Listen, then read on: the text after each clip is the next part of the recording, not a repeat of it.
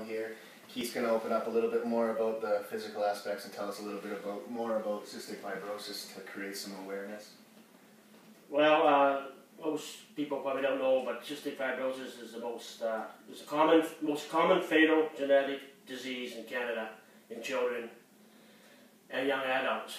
And by that I mean 1 in 25 people is a carrier of cystic fibrosis. Unbeknownst to them, like Scott, for example, could be a carrier, but he wouldn't know because he doesn't even know what CF is. It's not in his family, so they're not looking for it. So when two people come together, man and woman, if they both are carriers, and the chances of having a CF child is 1 in 4, which I think is higher. I know families with 2 in 4, 3 in 4, 4 kids in 4, but 1 in 4 is what the stats are, so that's what we'll go by. But, okay, what was I going to say? And then with respect to like how it physically affects a capable person, like what are the symptoms? Well, if I just relate on the last little part there, now in Alberta, because you get two perfectly normal people, and they got a baby with CF, they're blown away because, I mean, what's CF? I never heard of it, but it's pretty devastating. And so what they have done in Alberta and almost every province, well, not every, maybe about 7 of them, is what they call newborn screening. And so every baby in Alberta, and I don't know the other provinces, is screened for cystic fibrosis. So you can, if it comes back positive, if it's a simple test, then you can get down and look the medications right now. Because sometimes you don't get diagnosed till, it can be months, it can be years, because the baby has been malnourished and all that, which we'll get into. And then the doctor pinpoints it when they're 5 years old. Well, there's 5 years of their life that a lot of damage has been done, eh? Yeah, and so you can treat it a bit. Well, you can treat it right off the bat if the test comes back, right?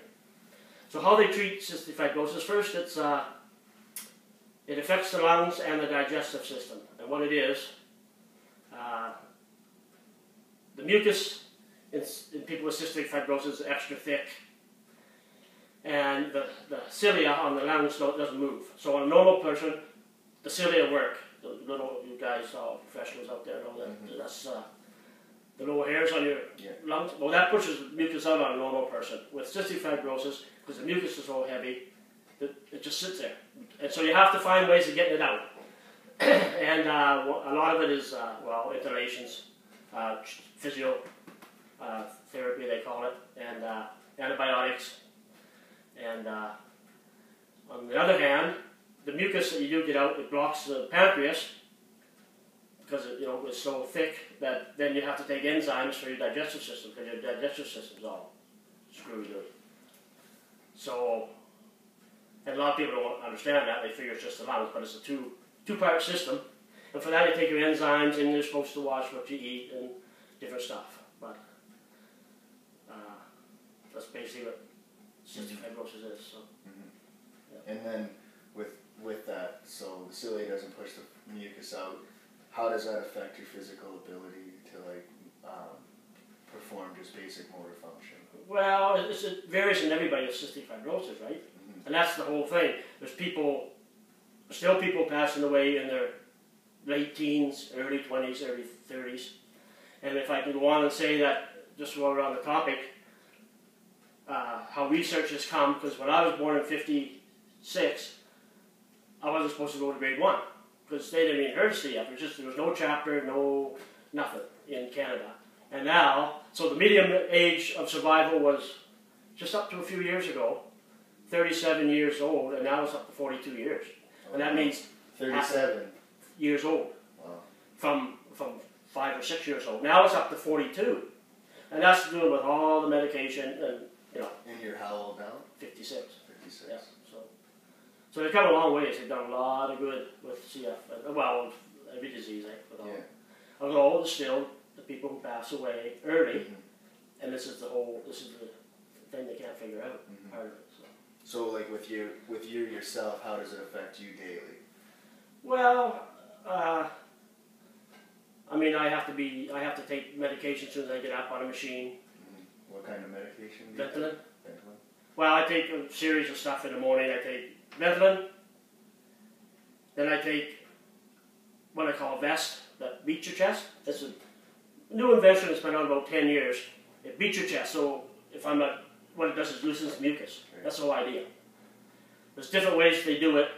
This is one of the modern ways, and that loosens it up so you spin it up, or it just moves it around and stuff. And then I take Palmazine, which is an inhaled thing at the same time, or known as DNAs, which is quite a, well, the drug's been out a few years, but, and that makes the mucus easier to come out. Right. And now I'm on what they call, if you want to get into all this, years ago, what you would do, and this is the modern medication, you would, if I wasn't feeling good, if I had an infection, which is very common in CF, I maybe don't get as many infections as a lot of them out there, but you would go to the hospital, take as everybody knows, 2 weeks of IVs, in and out, and a bunch of other stuff, and you're done. Now, it used to be home IVs, keeps you out of the hospital, because you're going to get sicker in the hospital, right? There's more germs. Right. Now what I'm on is what they call Toby. It's an inhaled, everybody's heard of tobramycin. Tobramycin is a very strong antibiotic. Okay. And just before you came, I took it, because I'm on it for 2 weeks, is oral. You suck in a powder. An oral antibiotic. Yeah, oral antibiotic. And so that keeps you out of the hospital. Mm-hmm. It's not as good as a needle in the IV, but it's still good. And you're in your home environment. Huh? And then, like, that's just basically more like a defense mechanism? Well, a defense mechanism, yes. But I got a little bit of an infection, which I seem to get every winter, so I take this with a real strong, 2 different antibiotics. Because right now, if I take one by itself, the mucus I have is resistant to one. So you have to take 2. You have to hit it with ciprofloxacin and tobramycin at the same time. And I get for a month, but I just can't handle a month because it affects everybody different. 2 weeks is plenty because it's really higher on the system. Right. So, and then there's some people who's on it a month at a time, month off. People who are really depend on it. Yeah. So, yeah. It's a lot though, isn't it? It's a lot, yeah. Yeah. Well, yeah, well, there's quite a bit of, you know, if you go away, you gotta take your stuff with you, of course. Right. But you gotta do what you gotta do. Yeah. Or kick it. Alrighty, so I guess we could just, that was good for that.